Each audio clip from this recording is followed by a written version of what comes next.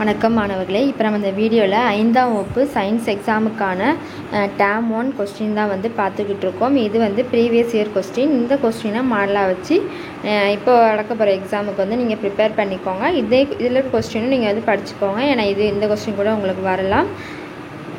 நம்ம சேனலை சப்ஸ்கிரைப் பண்ணிக்கோங்க. அப்படியே உங்கள் ஃப்ரெண்ட்ஸ்க்கும் ஷேர் பண்ணிக்கோங்க. வீடியோ பிடிச்சிச்சுன்னா வீடியோவுக்கு லைக் பண்ணிடுங்க.